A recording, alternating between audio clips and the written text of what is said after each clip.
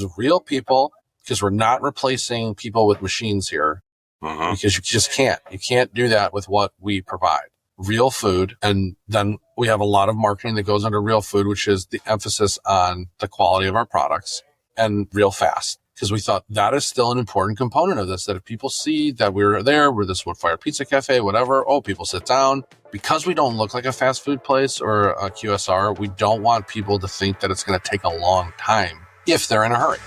Welcome to The Bottom Line, the podcast that brings you real stories behind real restaurants. In each episode, we explore the decisions, systems, and stories behind the most successful restaurants out there in the market. No fluff, no hype.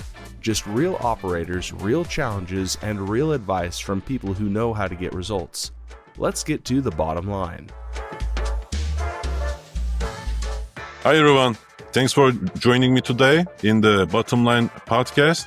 Today's guest is the kind of entrepreneur who checks every box. The restaurant we'll be talking about started as a family business. The owner has great passion for the food they make.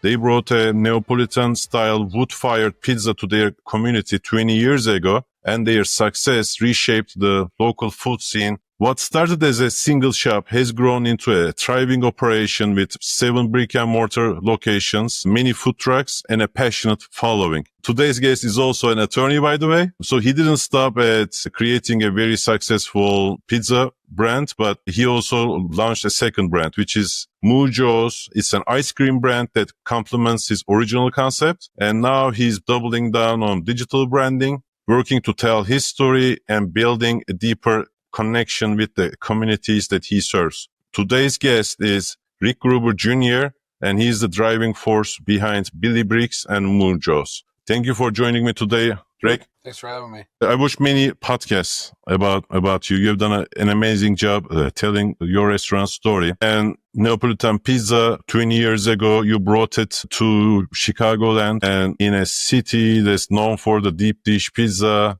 The idea came from family vacation to San Diego, as I understand it. Your father started this business 20 years ago. What were the early challenges? I think some of the earliest ones, or some people still have to this day, it's always the same thing.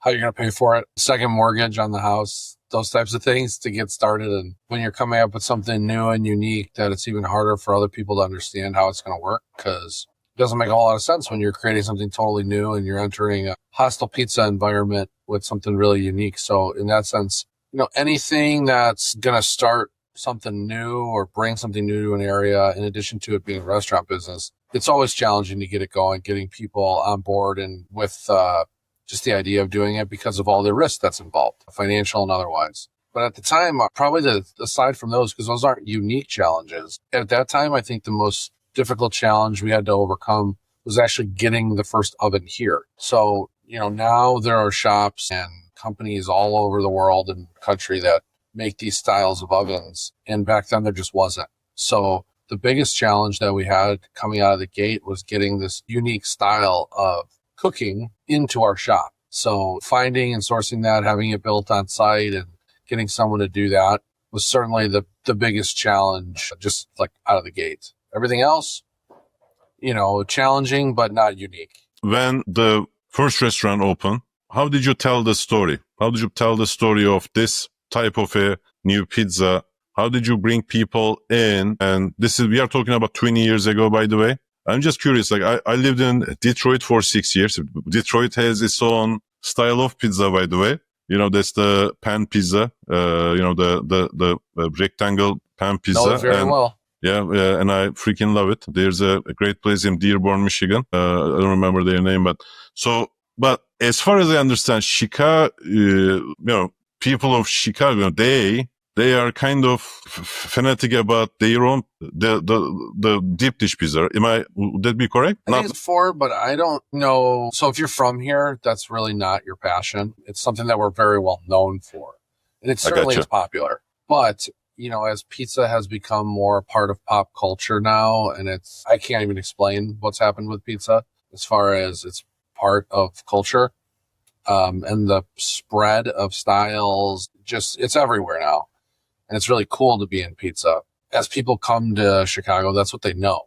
That's what they know of it. Oh, there's a certain tourist aspect of it, something unique, and it doesn't get made anywhere else in that way. So it's one of the more unique things that we offer and we're known for with pizza. But if you're going into the average house on a Friday night, if they're not ordering Billy Bricks, the style of pizza that Chicago is really known for is our thin cut crust tavern pizza, which here we just call Chicago style, but that's the true Chicago style. But others will call it tavern.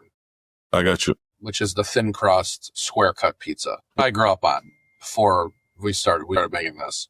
Your family introduces this new thing to the people of Chicago. How did you tell the story? How did you tell what sets this apart? Because as I listened to in a podcast, you guys have been forefront of in the quality department, right? Using Italian flour, which I don't know whether 20 years ago, how you were able to even, probably we didn't right at the start, but we were using high quality flour, but our recipes and the ability to get higher quality ingredients of certain items has become easier over time. And we've made it a point to always do that. And if there's something better that's coming in, that we switch. We're not unwilling to switch if it means more quality, even if it has a higher price. So you have to be willing to do that as things become available, because otherwise others will open up and they'll choose to use the higher quality.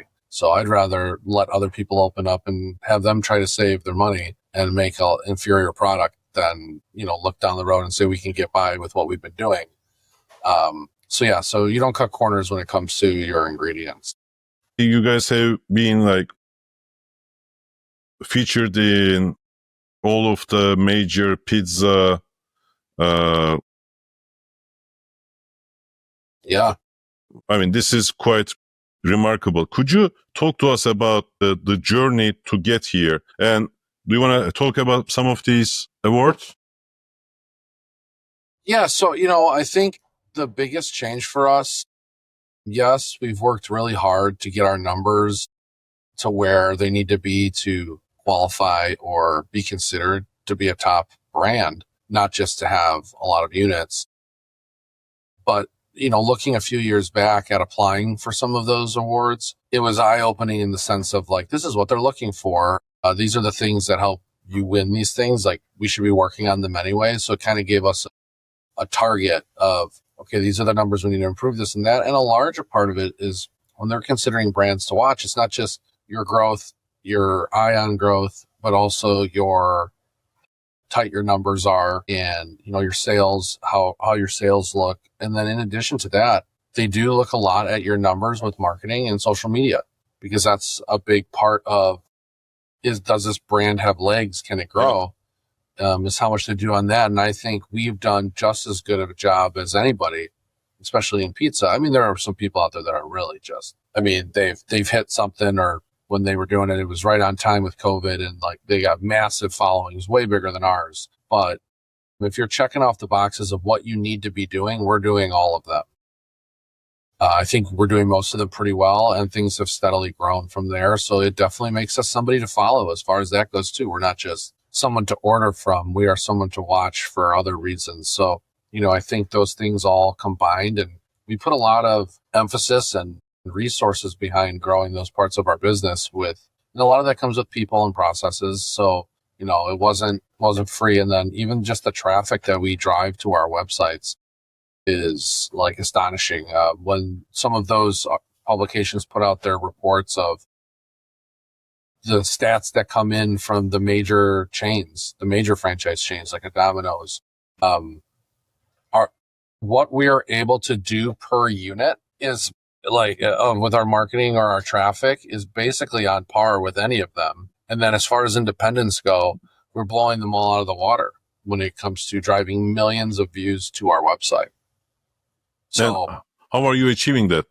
There's no silver bullet to tell you we do paid SEO or we're doing this or we're CPC. We're not or what is it? PPC. We're not doing any of that.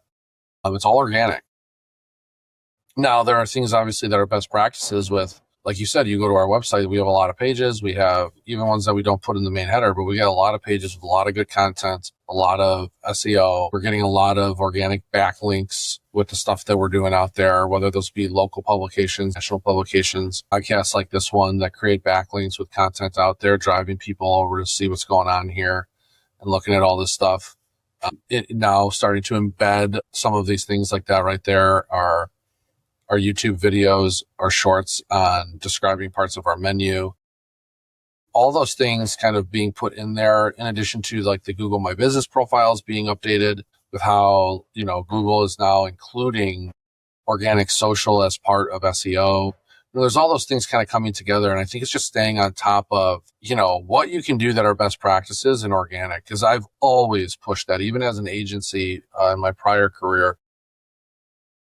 I would tell people you can get a long way with creativity and not a whole lot of spend, because there's just always something that's out there dominating a platform, folk going all in on a platform and integrating those things and figuring out how to distribute those. I feel like now it's easier than ever to, like, with the technology that's out there and stuff, to get your story told and get things out there. And in the beginning, it was all very traditional because there was nothing like this available.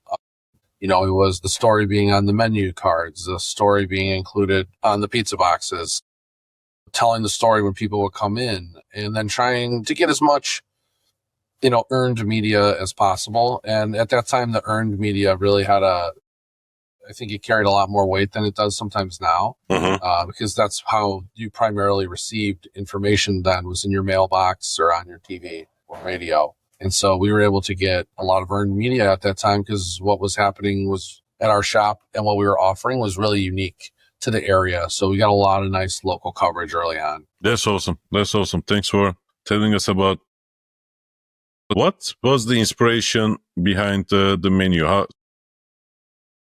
And what's your favorite menu item from here? So if you're going to ask me my favorite item, it's probably going to go by each vertical of the menu, because we have a pretty big menu. Yeah. The idea in the original name was Brick's Wood-Fired Pizza Cafe, and Cafe. And the whole feeling that we wanted was, and Bill would always say this, is like, he wanted it to be like Cheers, where everybody knows your name. He wanted it to be the cafe environment where you would come in and feel relaxed and you wouldn't feel like this was a fast food place, but it was a casual environment. So, once you order at our counter, it becomes a full service restaurant, but it's fast. It's really fast. And I think that was the most important thing. Because the pizza comes out in 2 to 3 minutes, right? Yes. From the oven. So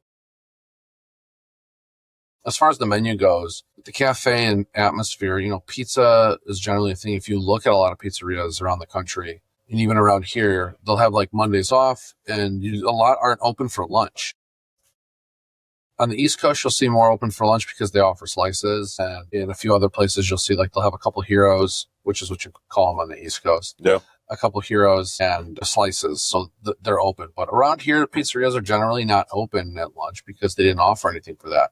So Bill wanted to change that, and he really wanted to have terrific salads and sandwiches as well to go along with it, so that it would build up a nice lunch business and then be able to do the pizza, focus more on pizza at night. And that's kind of how it started, and that's really what we've stuck with. And I think it's been a big differentiator for us versus a lot of other people in the same market or competitors or people who have taken on similar models around the country. Now, I don't know if one way is better than the other, because I'm sure for them, their overhead to start, it's much more simple for them to train and focus on their menu and how to, operationally get going with growing faster. So there's always that battle between scalability and artisanship. And so, I don't know which one is better. I think our growth has been slower because of the artisanship that we still, exhibit and require to do what we do. And I don't think that it makes sense to ever take that out of it, because it takes what's special out of it,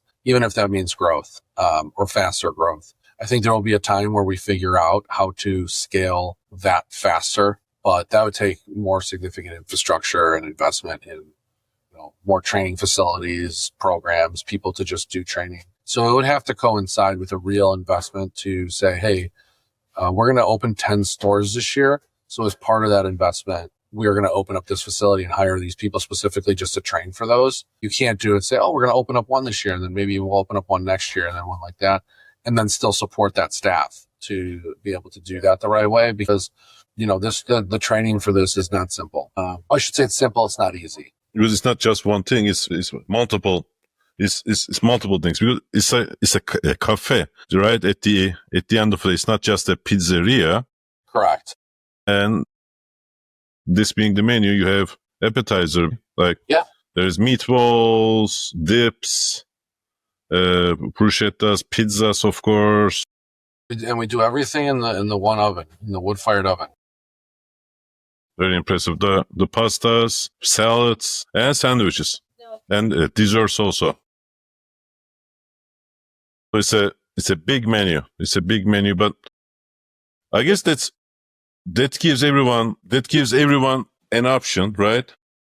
You are open longer hours thanks to this. Yes, it's harder to train the folks, but just like you said, when you find these strategies that will speed up the training process, it's going to, it already paid off. You guys have 7 physical locations and 7 food trucks, if I'm not mistaken, right? Yes. So I think what we do very efficiently and we do it really well, but it's just hard to do that fast. So, I think that would be the next part is, do we want to do it fast, or do we want to do what we've been doing and keep growing over time? Because, a lot of the places that are bigger or faster now, when you actually take a look at it, it took a long time before they started growing at that speed. So it feels faster because you're looking at it in, with hindsight. But, some of these places have taken 30 or 40 years before they really start growing like that, with all those things figured out.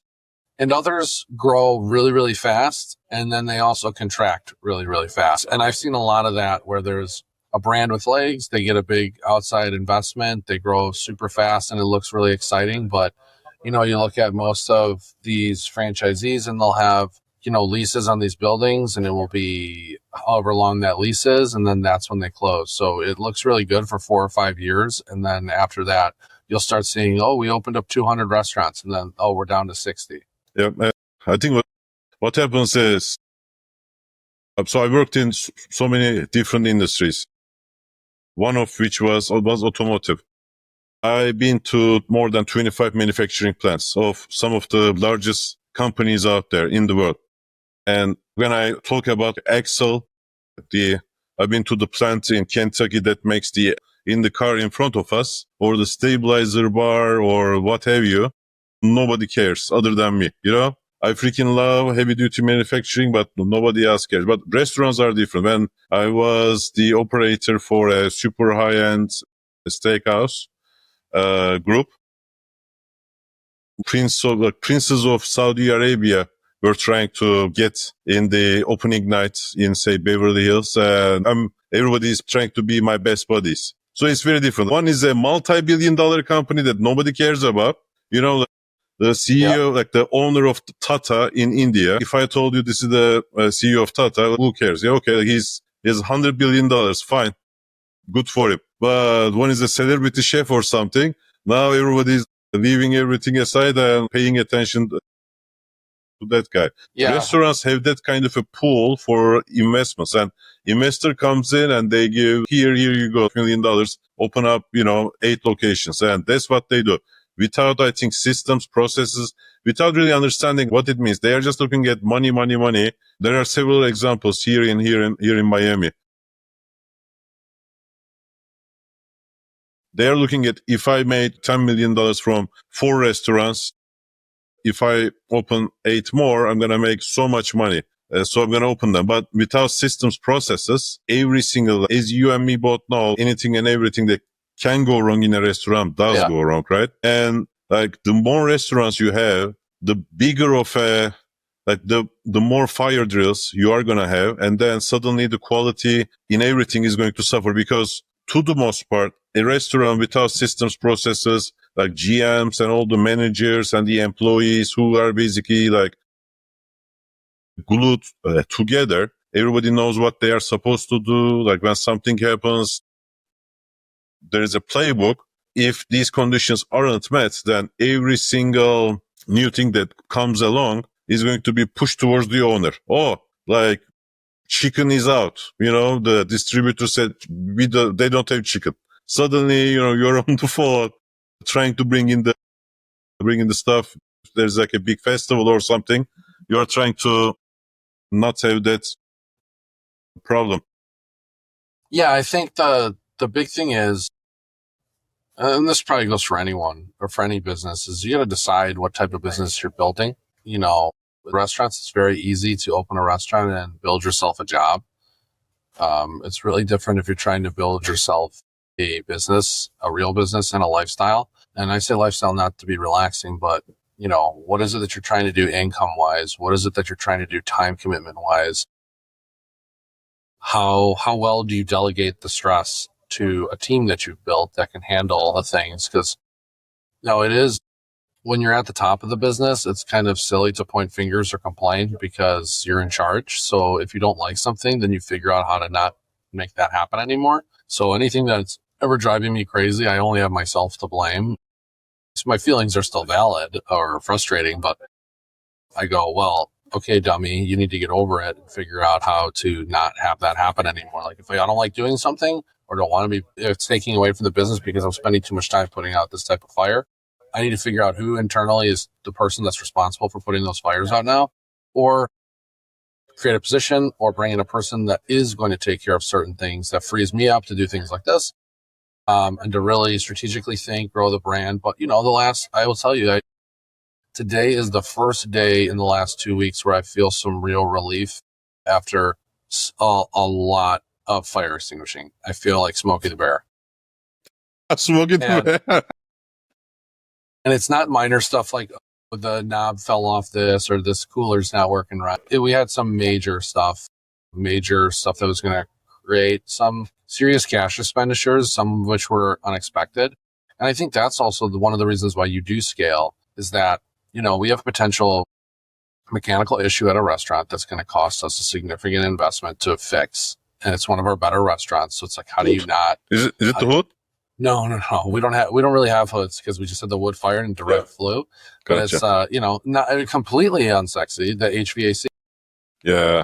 Not fun at all. Not like, hey, let's put in new patio windows. We'll spend all this money because it's going to make the place so much greater. No, it's something that nobody's going to care about other than the people having a miserable experience because it's not there. It's one of those things. If it's there, you take it for granted. If it's not there, you notice it right away. So, we're trying to figure out how to do that. And I go, this one decision could wipe away our profit for the entire year for what we do there. If you only had that restaurant, can you afford to make no money for an entire year and work like we have to work? That's the reality of having a single unit, is that things will happen. And then, nobody should have to live that way. And you shouldn't have to work the hours that you do as an operator doing what we do and have it all wiped away in one decision or one issue that comes up.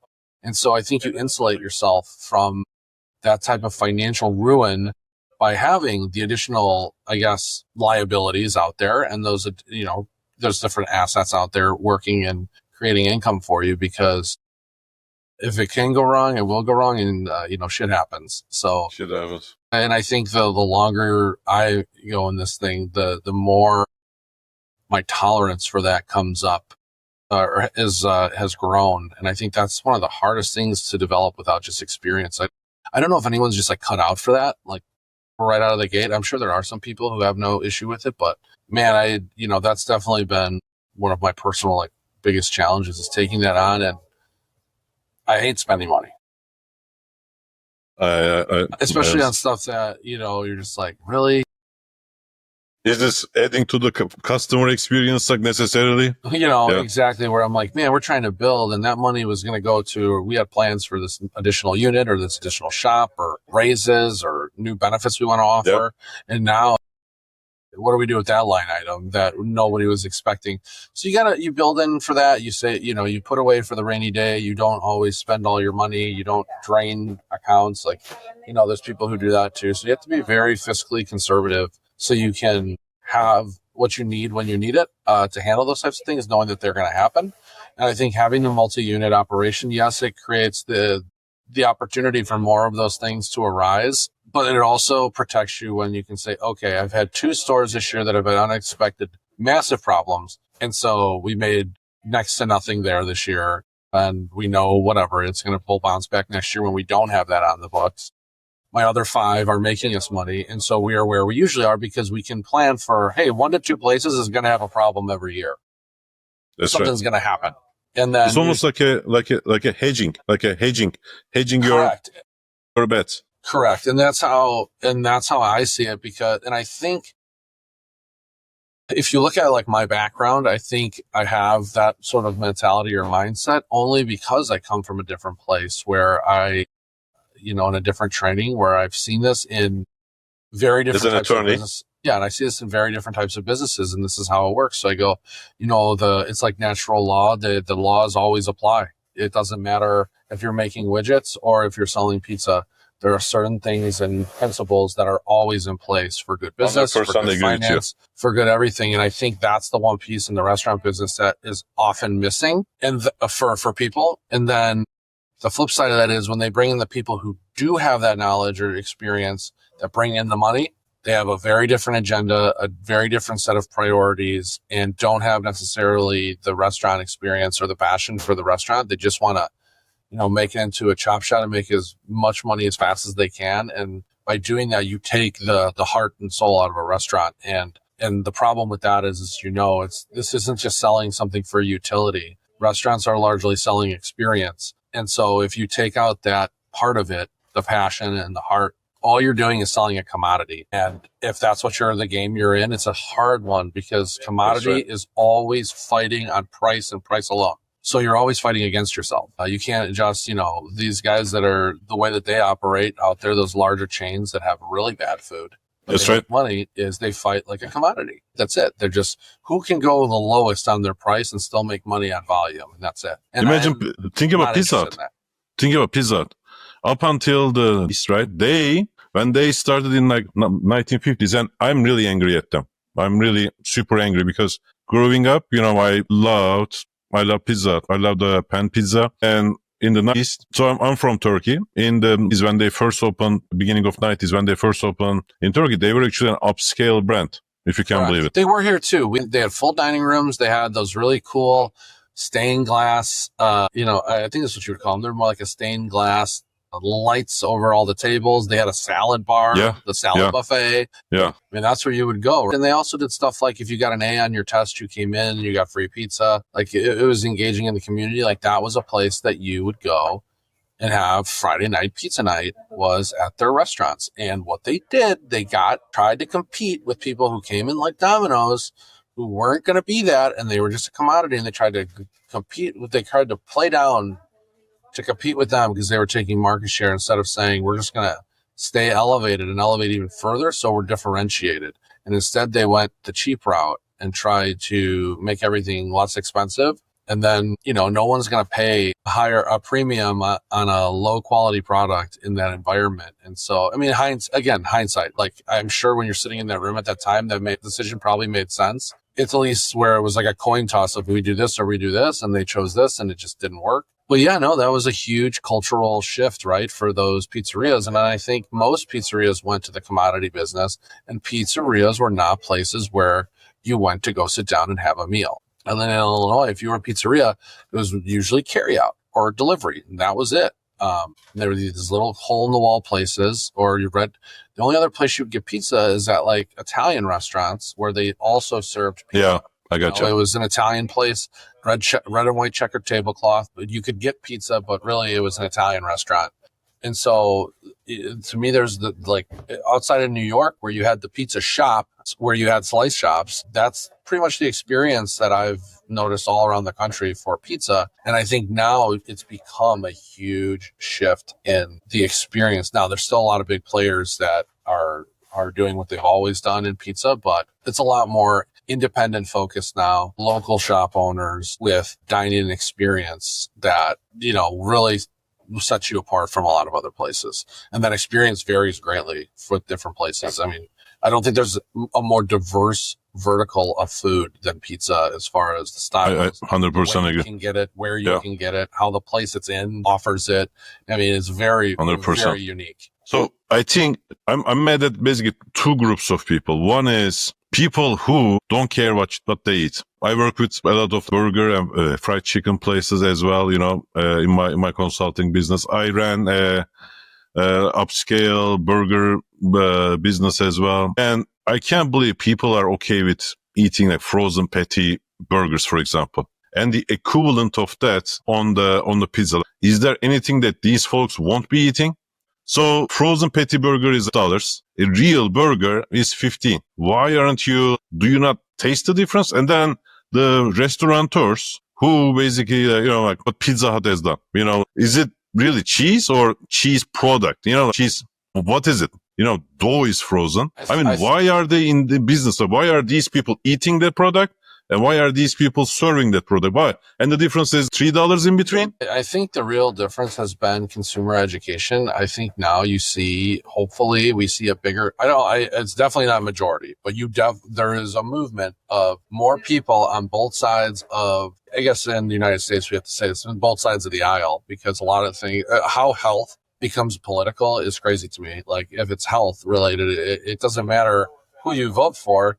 If it's not good if it's causing you cancer or giving you diabetes, like it's bad for everybody. So the fact that we can't agree on some of those things right now is kind of silly. And, the American left was basically in charge of health and health purity. It was a lot of the organic stuff and non-GMOs or whatever. And now the American right is kind of doing that, where there's been a lot more people going like, this is crazy. COVID was a big cultural shift as far as how people think about what they're putting in their body. And people talk about it a lot now. So I think now we're getting more of a critical mass on both sides, where now you can say a majority of Americans are really starting to think about it and what they do. Because you're exactly right. It was like you would go to McDonald's and you knew it was terrible for you, but you're like, listen, and it wasn't always that way.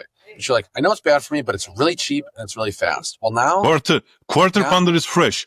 Quarter pounder, but now, I can get. But now there's no experience. It's not fast and it's not cheap. No. And it's not good for you. So that's exactly my point. What's the point in going to a restaurant and eating a $12 frozen patty burger? Make it at home, make it at home.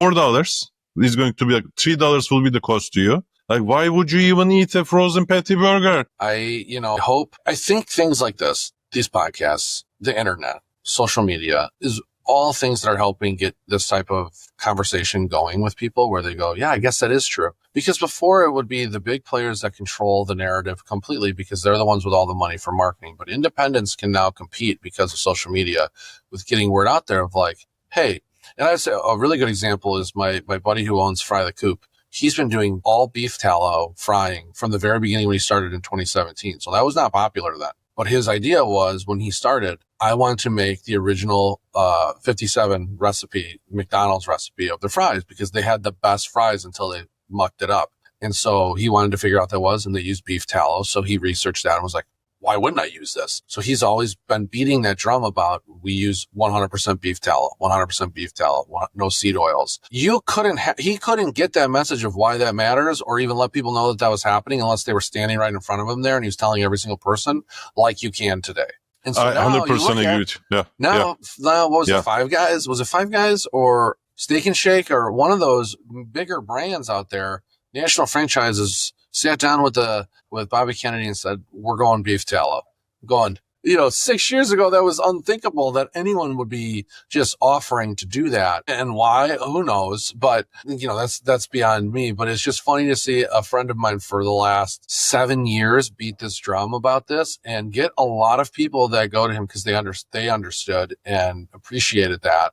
And it didn't change the price for his product at all. So I think that's part of it, right? Is being able to have things like this available, information out there, so that even a proprietor can make the decision knowing the difference, because that wouldn't readily be known by your average person. Making that decision and having options to be able to purchase it and get it in. And then 3, having a distribution channel to actually explain that.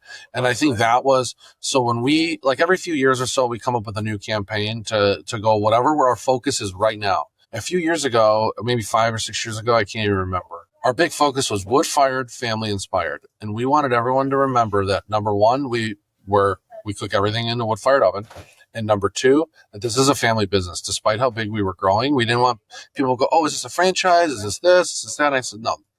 This is very, very much still my whole family arguing with each other every day. Like, this is a family business, and a lot of family works here. This is not some big conglomerate. We're not backed by, all this money. Like, this is a family shop, even though we have more than one place. So we thought that was really important for people to know while we were in that growth phase of like, this isn't McDonald's. This isn't that. So even if your goal was like to sue us for something, you're not going to get it because there ain't nothing to get. Yep. Like, we're not that company. You're not going to get 50 million because your coffee was too hot here. That's right. We don't have it. So, that was a real big focus for us. And then the past year and a half, our tagline on all of our shirts and that we put up in the stores is real, because of the change in the tides too. We're like, we want to emphasize these things. To be fair, we started putting this up for people who were talking about it again. So we were kind of happy about that. It was real people, because we're not replacing people with machines here, because you just can't. You can't do that with what we provide.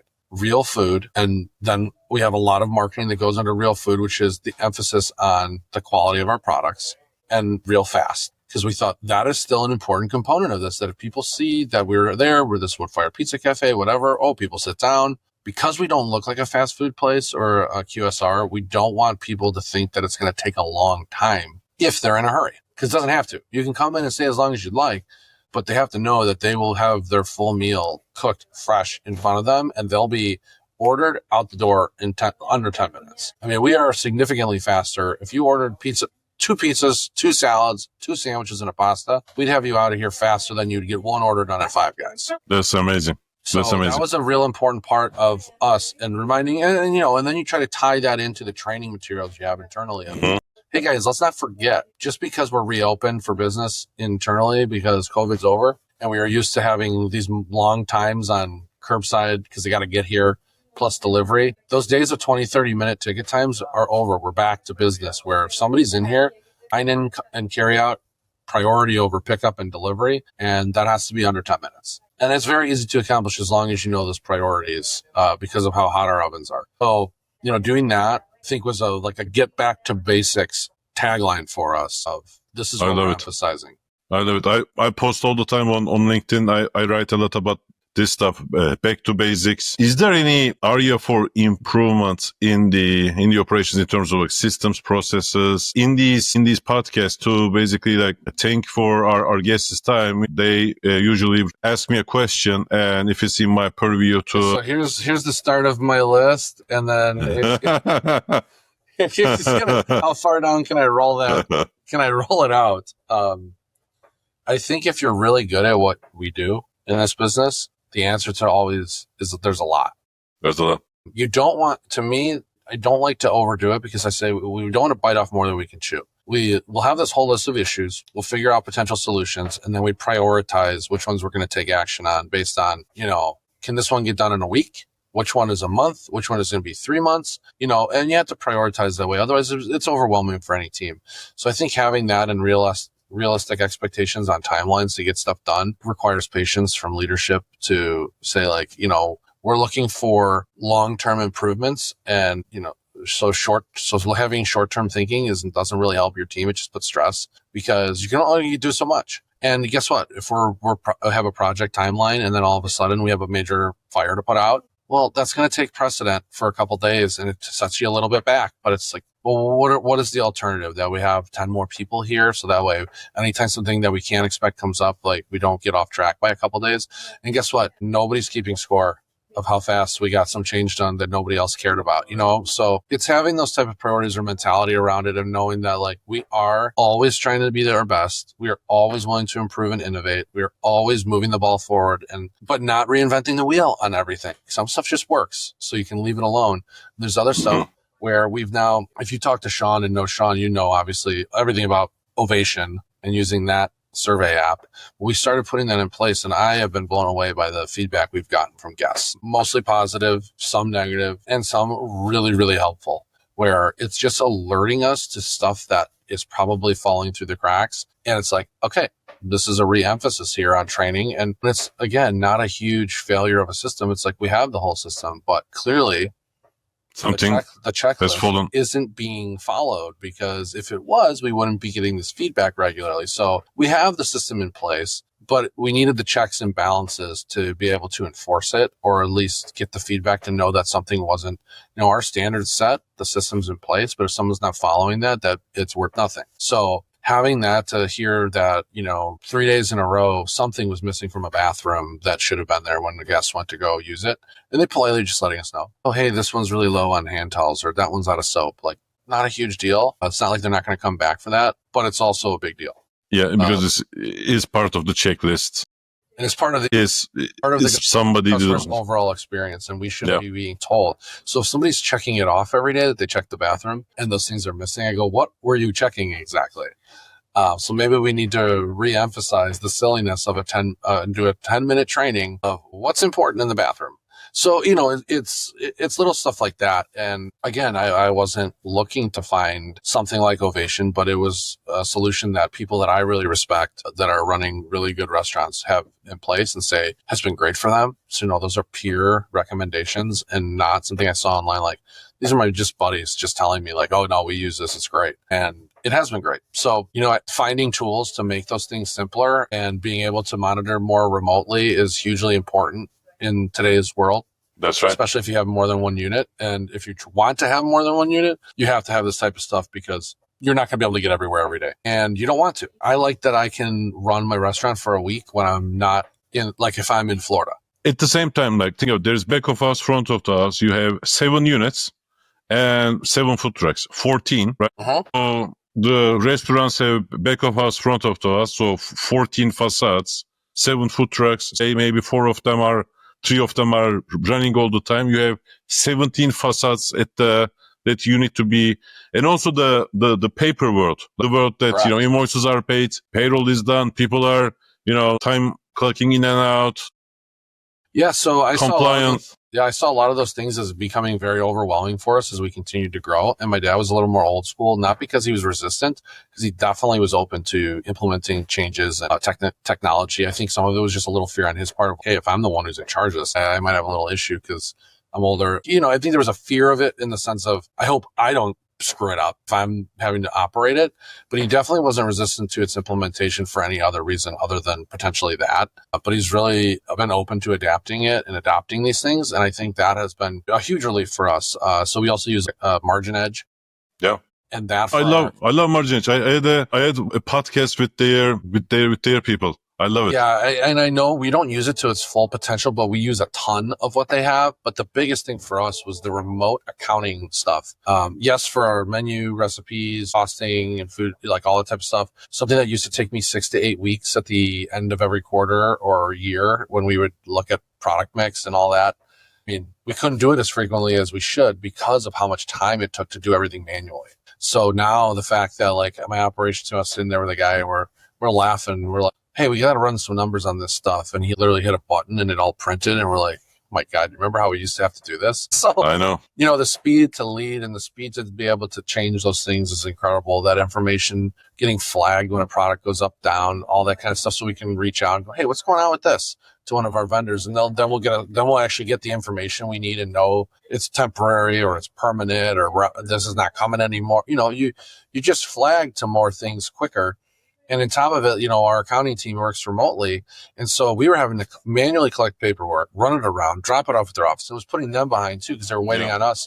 And I'm like, this is crazy. I'm not going to continue this. I know this is how we were doing it and he liked to do that. I'm not going to be responsible for that because that's going to cause me a lot of stress every week to be like, oh crap, I got to go pick up these invoices. Otherwise the accounting doesn't get done. When we've had, I don't call them problems, we call them issues. Like when we've had that type of issue and I go, this is going to keep being an issue. Unless we need to do some systematized research to figure out how to create a system. And in that system, what type of technological solution there is to do it. We were just talking about phones for our sales team and catering and mobile team.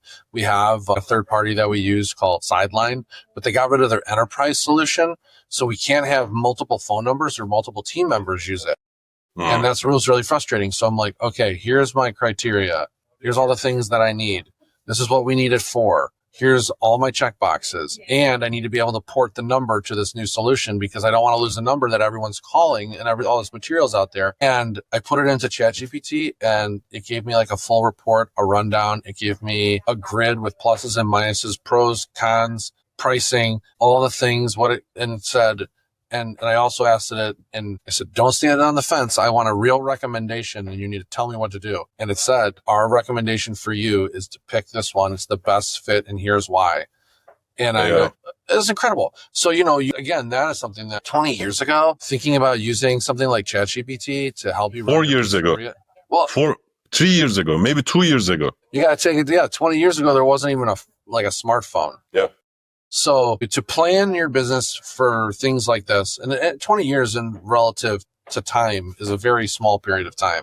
It feels like it's been a long time, but it is a short in the span of any part of history. If you think about it, it's a relatively short period. And what's happened from then till now, if you think the business you started is the one you're going to be running next year or the year after that, the way that the speed of which innovation is able to happen now with technology, people will surpass. That you don't have to do anything differently from year to year, month to month, couple years. That is, I think, the most challenging part of today is the speed at which there's innovating because new people coming in, barriers to entry are lower than ever. So you have a lot of competition. And as they come in, they're adapting or adopting the newest thing and the newest everything because they're starting fresh. So if you're letting them come in and do everything the right way for today and you're stuck in yesterday, you're going to start falling behind over time. And I think that's where you've seen some of the smaller chains like out of Illinois that have been really popular that have 30, 40, 50 units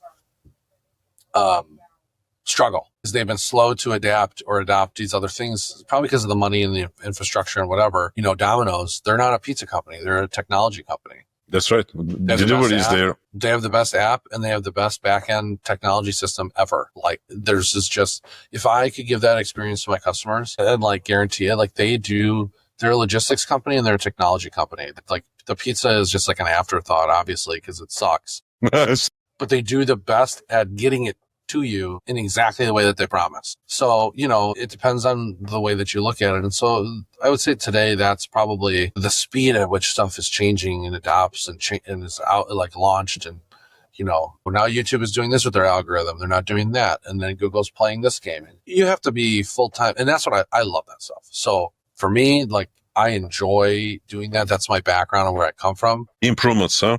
Yeah. And so that's as an attorney and as a former creative, I guess I'm always creative, but as career wise, solving those problems, researching, coming up with solutions, implementing them. I really enjoy that stuff. That's the part of the job other than making pizza. This is the part of the job I enjoy the most as far as professionally. From an entrepreneurship standpoint, one of the things that resonated with me, that what you said is, we don't bite more than we can chew. Because you have pushed a lot of different things in the last few years. One is, franchising many food trucks, Moo Joe's, the ice cream brand, and now the digital advertisement, each of which has unique execution challenges. And given that, you don't have you're not like Kanye West or like Jay-Z or somebody who has like a big team of no, I certainly don't have the teams. I have the equal amounts ADD and crazy though. So at times, I don't have those types of teams. I work that way though. That's how I work. I am pretty high energy, pretty high focus, obsessive almost over some ideas, will them into existence and happen. I have that engine and that's a big part of my personal fulfillment in life. Making things happen. Making things come from nothing. And making things happen. That's what I enjoy. To me, I don't see that as if somebody outside go, man, this dude's got a lot going on. This must be blah, blah, blah. I don't look at it that way. I know that that's what happens, but I say, hey, not every idea is going to work. So if you do them all one at a time, it's going to really slow down finding which ones do work. So when you're looking at those things, I go, okay, nothing's ever going to, and this was one part. We had a team member who was pretty high performer, but really just did not get on board with this philosophy. So he had to leave the team. But it was, everything's not going to be perfect. And if you wait for the perfect moment, the perfect everything in order to launch something, it's never going to launch. So to me, if we have an idea almost all the way there of what we're thinking, I'm more inclined to say there's certain things that are non-negotiables have to be done correctly to a certain standard, to a certain, how we want to do something. But at the end of the day, get it going and see if anyone even cares before you invest all this other time and money. That's right. Because you might do all this stuff and the market might tell you, we don't want it. Yeah. Or the market can change by the time you do. That's what the Germans have found out. Like for all their smarts in engineering, like they suck at tech business because like by the time they launch this like 100% product, the market either doesn't exist anymore or has been fulfilled by companies who do the 80-20 rule. And we used to laugh about that too, like, because we would do patents and then, obviously there were court cases that said like you couldn't get software patents, but you still can, but they're not the same as if you get like mechanical patents. But they limited the scope of copyright and patents for software. And part of the reasoning was just a simple one from the court standpoint of by the time you go through all of this, that code's already probably outdated. Like whatever you created, it's like now the process and the expense of getting a patent. By the time you get it, you probably already changed it a lot. That's right. Because otherwise your code is way outdated and sucks. So, to spend all that time, money, and energy to go out and do that. So like it was more the patent process for softwares of like what it actually accomplishes rather than the code itself. And that code itself is really just copyright protected because that's created common law by just creating it. You have a right to it. And that instead of registering it, because it's like, yeah, you're registering something that you're updating and changing all the time. And so I see that where it's like, because I come from that world, I'm like, don't slow down. Just keep going and worry about that stuff later. And don't worry about, someone's going to steal this or someone's going to take that or something. If they're going to steal, they're going to steal. Yeah, exactly. By the time they catch on, we're already going to be so far ahead if it's working that they're always a step behind. Also, the storytelling part, that's what sets you apart, doesn't it? Like you put that new thing, let's say like Moo Joe's and you told the story, you made that brand special. Even if your competitor down the street copies the ice cream brand and they buy a food truck to go with it, and they have the pizza truck and the food truck, all of those, to be a competition to you for the catering events. You are different because your business has you telling the story that needs to be told. They're telling the story and making a unique experience out of those things that most people, if they did understand it, they would have already done it. And so when someone goes, why did you spend that much on an ice cream truck? Because ice cream trucks are a dime a dozen. Why would you spend $100,000 to build an ice cream truck? Because I have the coolest one you've ever seen. And that's the point, is because you can spend it, you're either spending it there or you're spending it somewhere else. So we don't have to spend money on the advertising because it markets itself when you see how cool it is. Because we have one of one truck. Nobody else has this vehicle.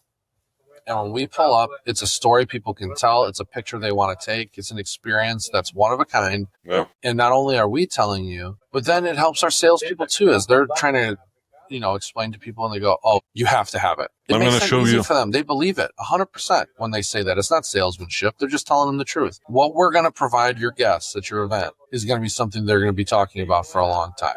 I'm going to show you this. By the way, the hard part was taking that mentality that we took to mobile, that we really mastered with mobile and how to do that, and taking and putting that back into the shops where it started, because we got a little away from that we got a little on our heels, right? Because we've been around for a long time. It's okay. How do we take that same approach and that same mentality into creating a one of a kind experience when someone walks into one of our restaurants as well? I want to show you this. So this is a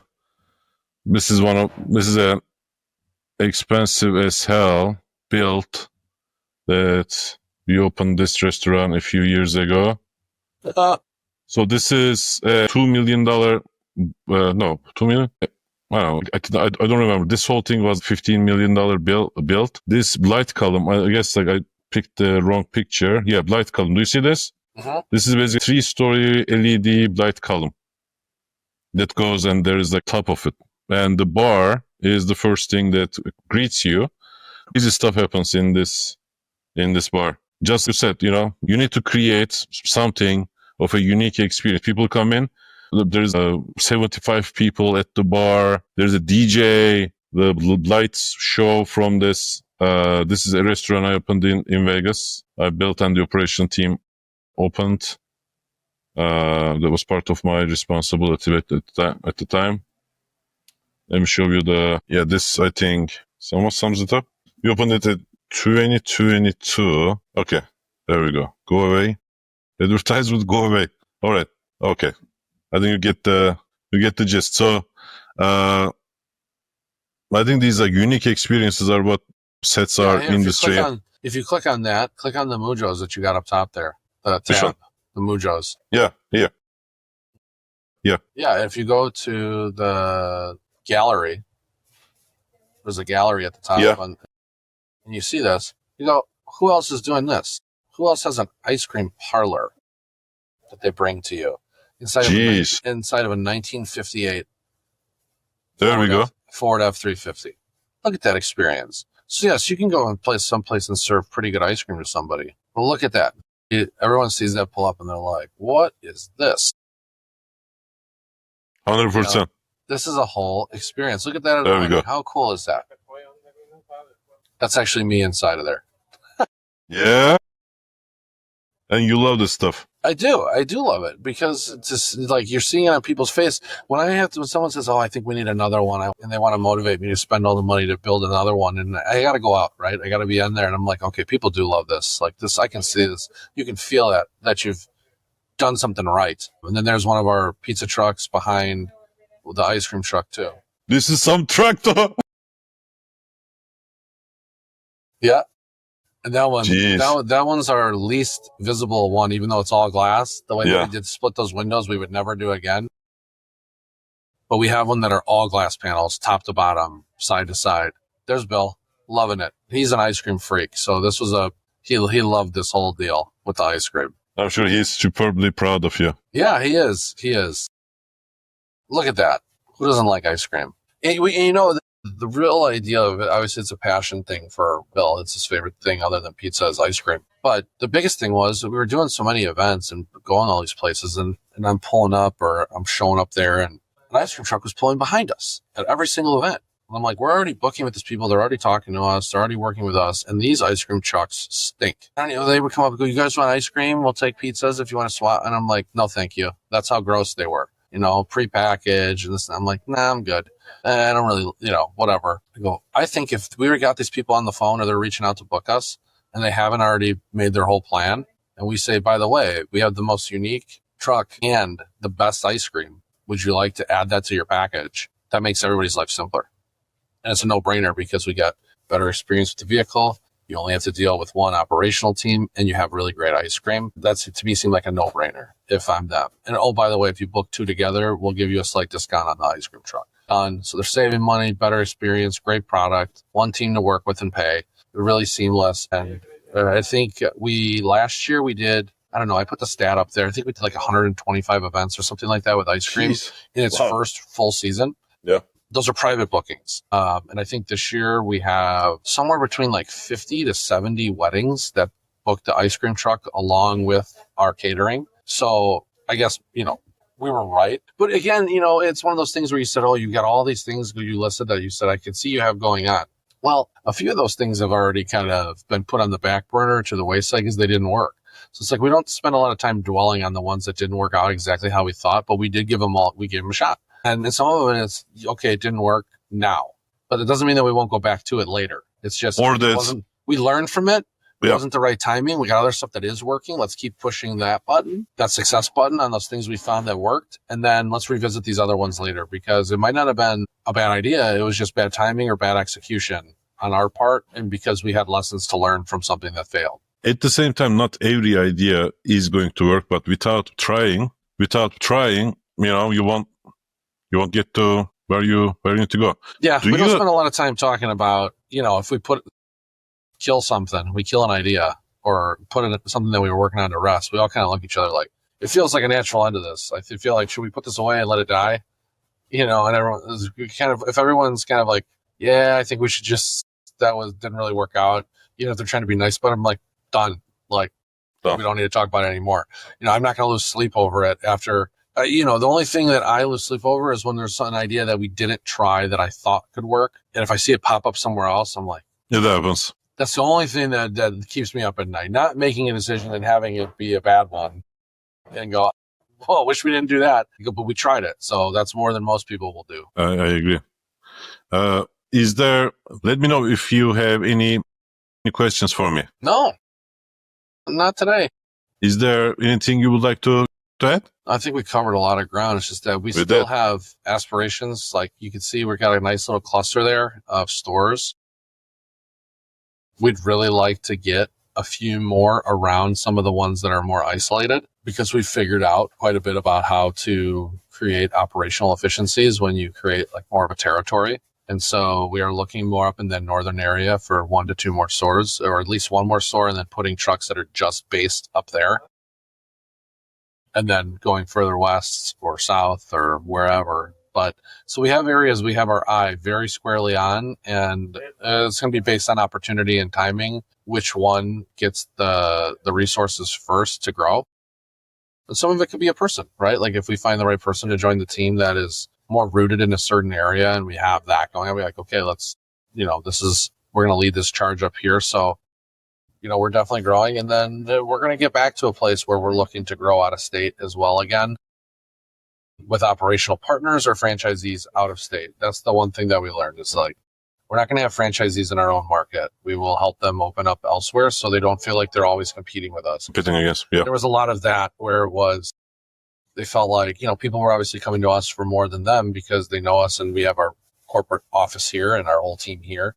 So if they were reaching out to us first for everything, naturally, and there was a lot of back and forth and competitiveness as far as that goes, which was understandable from both sides. And going, okay, we're not going to cannibalize our own franchisees by putting them so close to our other stores, but we're also not going to cut the head off of our own operations and businesses just to help them. Just because, just help them out. Also, they have to do the real thing, which is help expand and go other places and go, hey, we're going to give you everything you need to be successful, and you're going to be the guy or the gal in your area, and you're not going to have to worry about us other than for support. You're not going to be fighting with us over customers. They're all going to be yours. Do you have a commissary kitchen? So we're building one out right now. It's been a very slow process. We don't have a lot that we need to do that with, but dough is a big one, and a few other things. We use co-packers for things now, like our tomato sauce, so that way we don't have to worry about consistency and variance but it's the same recipe we've always had. So that's nice. We've done that with our dressings as well. So we're probably not going to take that on because it's a lot of responsibility to, number one, to facilitate that and then distribute. So we don't have to do that. And then the dough and catering commissary is going to be opening up sometime this year. So I got you. And do you work with a GPO, group purchasing organization? What was that? Group purchasing organization. Do you work with one? We kind of do.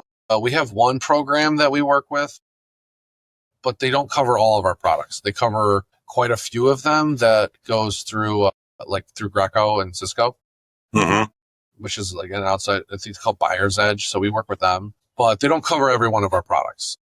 And I don't think anyone ever does. Can cover Italian stuff. Yeah. Yeah. So they cover quite a bit of our stuff. But we get most of our products through Greco anyways. I got you. Okay. So if anyone, so these are the store locations. Anyone in the Chicago area or visiting the Chicago area, check them out. Billy Bricks Wood-Fired Pizza, and anybody who wants to book this amazing concept for a catering event. Look at that truck on the right there. Look at that one. See that? Oh, no way. Yeah, so this is all glass? Yeah, so when you're there, you can watch the whole show. Wow, crazy. These are all custom built, huh? Yeah. I actually have to pick up my cousin from the airport tonight who's coming in, who builds these for us, because he's coming into town to do some mechanical work on some of the trucks. Yeah. And your brother is an architect, is that right? He is. He's a restaurant architect. He works with more budgets like those restaurants you were showing me you worked at. He likes to do those types of ones. Money is no object. His wildest imagination, they'll make come true at what he designs. So he works with people more like that than with our budgets. The website is billybrickshq.com, and anybody who wants to a truck or do a catering, they can book it from here. Even the ice cream on wheels. Moo Joe's. That. You should be super proud. You created these, IP and all that. Did the rebranding so you can do the franchising. Yep. To get to get the copyright for the the Trademark. trade name. Some of the that's some of the perks of being an IP attorney. IP, yeah. That's amazing. Rick, thank you so much for joining me today. This was a very an amazing conversation. I appreciate you. I appreciate your time. And what you have achieved is remarkable. You're an amazing entrepreneur. Thank you. Thanks for tuning in to The Bottom Line. If you found value in today's conversation, make sure you follow, share, and leave a review. Have a question or need a professional's opinion? Then be sure you reach out using the links in the show notes below. New episodes come out every other week, and until then, we will see you next time.